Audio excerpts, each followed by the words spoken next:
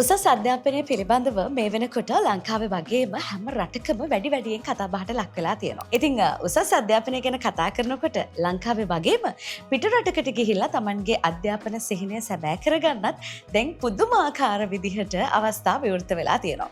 ඉතින් කොහොමද පිටරටකට ගිහිල්ලා Tamanගේ අධ්‍යාපන කටයුතු සාර්ථකව නිම කරගන්නේ? මේ ප්‍රශ්නයට උත්තර දෙන්න ලංකාවේ දශක දෙකකට ආසන්න, ඒ කියන්නේ අවුරුදු 16ක අත්දැකීම් තියෙන කවුරුත් නම අහපු ගමන් හොඳටම මතක් වෙන ආයතනයක අධ්‍යක්ෂවරයෙක් එක්ක අද දවසේ අපි කතා කරන්න සූදානම්ෙන් ඉන්නවා. විශේෂයෙන්ම පිටරටකට ගිහිල්ලා ඔබේ අධ්‍යාපන කටයුතු සාර්ථකව නිම කරගන්න අවශ්‍ය කරන සියලුම දේවල් අද දවසේ අපි ඔහොත් එක්ක කතා කරනවා. ඒ ස්ථානය තමයි Rajagiriya visa house private limited. අපි අද කතා කරන්නේ එහි අධ්‍යක්ෂවරයෙක් වෙන වසන්ත චානක මහත්මයාත් එක්ක. අයිබෝන්. අයිබෝන්. උසස් අධ්‍යාපනයට යන්න හොඳම රට මොකක්ද? නිකමට හරි ඩුබායි කියන රට ඔබේ ඔළුවේ තිබුණාද? මේ දවස්වල හැමෝම ඩුබායි ගැන වැඩියෙන් කතා කරනවා. උසස් අධ්‍යාපනයට ඇයි ඔබ ඩුබායි තෝරගන්න ඕනේ? ඔව්. මේ වෙද්දී ලංකාවෙන් වැඩිපුරම ළමයි දෙස්ගත වෙන එක රටක් වශයෙන් අපිට ගන්න පුළුවන් වෙලා තියෙනවා UAE.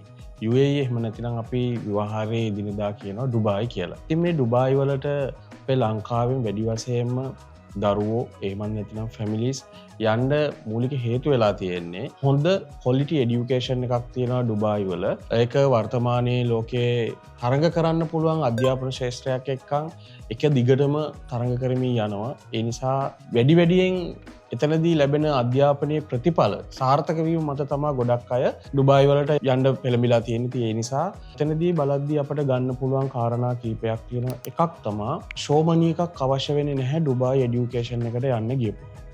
අනිත් එක තමයි ලැන්ග්වේජ් බැරියර්ස් නැහැ. කියන්නේ භාෂා ප්‍රවීණතාවයක් එහෙම නැත්නම් IELTS එහෙම නැත්නම් වෙන භාෂා නිපුණතාවයක් අවශ්‍ය වෙන්නේ නැහැ.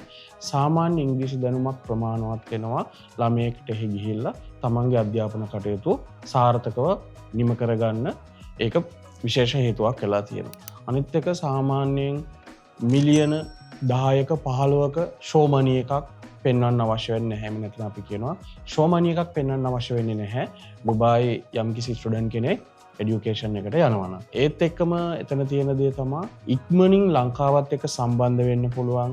දෙමව්පියෝකට හදිසියේ හරි රටට තමන්ගේ දරුවෙක් වෙනුවෙන් යන්න පුළුවන්. දරුවෙකුට ආපහු හදිසියේ ලංකාවේ මොන යම් දෙයක් වුණොත් ඉක්මනින් ආපහු ලංකාවට එන්න පුළුවන්.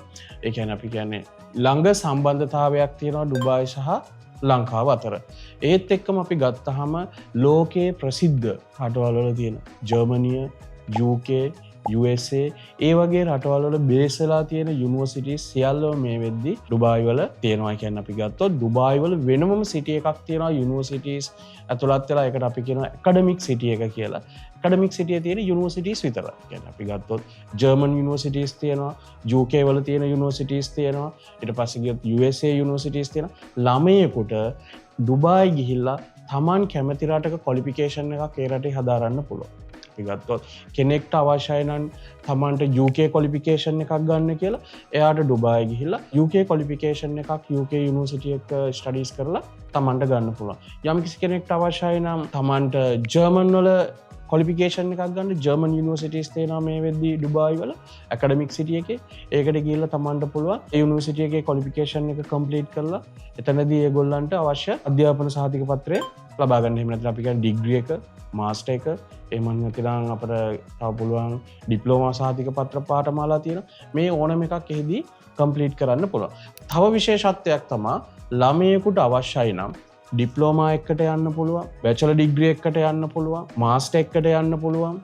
එහෙම නැත්නම් PhD එකක් දක්වා ළමයෙකුට මේ වෙද්දි ගිහිල්ලා අධ්‍යාපන කටයුතු හදාරන්න පුළුවන්. ඒත් එක්කම තව විශේෂත්වයක් වෙලා තියෙනවා. ඩුබායි এডুকেෂන් එකට කෙනෙක් යද්දි ලොකුවට ඇකඩමික් ගැප් ගැන බලන්නේ නැහැ. කියන්නේ අපි උදාහරණයකට ගත්තොත් අවුරුදු 24ක කෙනෙකුට වුණත් Tamanට යන්න පුළුවන් ඩිප්ලෝමා එකක් හදාරන්න. ඉතින් ඒ වගේ දේවල් තියෙනවා. එතනදී අපේ ගොඩක් ඉන්නවා ලංකාවේ මේ වෙද්දි work experience තියෙනවා, qualification නැහැ. ඒ නිසා ඒගොල්ලන්ට වෙන රටකට යන්න බැරි වෙලා තියෙනවා. ඒ වගේ කෙනෙකුට ගිහිල්ලා ඩුබායි වගේ රටක තමන්ගේ ක්වොලිෆිකේෂන් එක කම්ප්ලීට් කරගෙන පාත්වේ ප්‍රෝග්‍රෑම් එකක් කරා තමන් බලාපොරොත්තු වෙන වෙනත් රටකට යන්න පුළුවන්. එකන අපි ගත්තොත් මුදල ගත්තොත් ලොකු වෙනසක් නෑ සාමාන්‍ය ලංකාවේ ළමයෙක් යුනිවර්සිටිය එකක ප්‍රයිවට් යුනිවර්සිටිය එක හදාරන මුදලම තමා ඩුබායි ගිහිල්ලත් යන්න. එතන තියෙන ක්‍රමය තමා ලංකාවේ ළමයෙකුට ලංකාවේ ස්ටඩි කරන ගමන් පාර්ට් ටයිම් ජොබ් එකක් හෝ ෆුල් ටයිම් ජොබ් එකක් කරලා තමන්ගේ වියදම් පිරිමසා ගන්න එහෙම නැත්නම් වියදම් එහෙම නැත්නම් තමන්ගේ ආදායම් උත්පාදනය කර ගැනීමේ හැකියාවක් නැහැ. හැබැයි ඩුබායි යන ළමයෙකුට පුළුවන් වෙලා තියෙනවා තමන්ගේ එඩියුකේෂන් එක කරන ගමන් එහෙම නැත්නම් තමන්ට අධ්‍යාපනය ක්‍රම දෙකකට කරන්න පුළුවන් එකක් තමා තමන්ට අධ්‍යාපනය ෆුල් ටයිම් කරලා පාර්ට් ටයිම් ජොබ් එකක් කරන්නත් පුළුවන්. එහෙම නැතිනම් තමන්ට ෆුල් ටයිම් ජොබ් එකක් කරන ගමන් තමන්ට පාර්ට් ටයිම් ස්ටඩීස් කරන්නත් පුළුවන්. ඒ නිසා ලංකාවේ කවුරු හරි කෙනෙක් ඉන්නවා නම් ආර්ථික අපහසුතාව තියෙන දරුවෙක් එයාට හොඳ රටක් තමා ඩුබායි කියලා කියන්නේ. ඉතින් ගිහිල්ලා තමන්ට ඉගෙන ගන්න පුළුවන්. හොඳ ලෝකේම පිළිගත්ත ඉංග්‍රීසි මීඩියම් ඩිග්‍රී එකක් තමා කම්ප්ලීට් කරන්නේ. එතනින් පස්සේ යාට ඉන්ටර්නල්ෂිප් එකක් එහෙම නැත්නම් අපි කියන OGT එකක් එහෙම නැත්නම් තමන්ට ජොබ් එකක් කරන්න පුළුවන්. ඒ කියන්නේ අපි විශේෂයෙන්ම මෙතනදී බලන්න ඕනේ දේ තමා ළමයෙක් යම්කිසි රටකට ගිහිල්ලා අධ්‍යාපනයක් හදාරනවා නම් එයා ඒ ලබා ගන්න ක්වොලිෆිකේෂන් එකේ අලංගුභාවය එහෙම නැත්නම් ඒකේ පිළිගැනීම. ඉතින් අපි කියන්නේ යම්කිසි දරුවෙක් ඩුබායි ගිහිල්ලා ක්වොලිෆිකේෂන් එකක් කම්ප්ලීට් කරනවා නම් ඒ සහතිකය එහෙම නැත්නම් තමන්ගේ ක්වොලිෆිකේෂන් එක මුළු ලෝකෙම පිළිගන්නවා.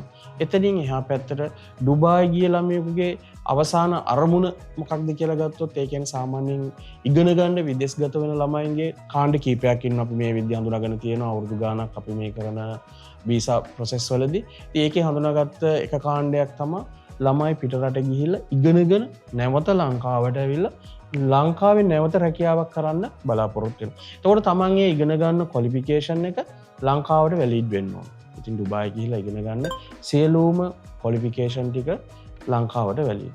අනිත් එක තමයි එතනින් එහාට ගියොත් ඒ කියන්නේ අපි ඒ ළමයා এডুকেෂන් එකේ කොටසක් ඩුබායි වල කරලා තව කොටසක් වෙනත් රටකට යාට ට්‍රාන්ස් ඔප්ෂන් එකකට යන්න පුළුවන්. අපිට එහෙම නැතිනම් කියන ක්‍රෙඩිට් ට්‍රාන්ස් එකක් ගන්නවා කියලා. ඒ අවස්ථාවකදී ඒක වැලිඩ් වෙන්න ඕනේ. ඒ උදාහරණයක් ගත්තොත් දරුවෙක්ට පුළුවන් ගිහිල්ලා ඩුබායි වල අවුරුද්දක් හෝ දෙකක් ඉගෙනගෙන එතනින් එහා පැත්තට UK, ඔස්ට්‍රේලියා, ජර්මන් ඒ වගේ රටකට ගිහිල්ලා තමන්ගේ ඩිග්‍රී එකේ අවසාන අවුරුද්ද සම්පූර්ණ කරන්න. ඉතින් ඒ දේත් එක්ක මේ වෙද්දී ජනප්‍රිය වෙලා තියෙනවා ඩුබායි ස්ටුඩන්ට් වීසා. එහෙම නැත්නම් ඉගෙන ගන්න ළමයි පිටරට යන ජනප්‍රිය රටක් බවට මේ වෙද්දී පත් වෙලා තියෙනවා ඩුබායි කියන රට.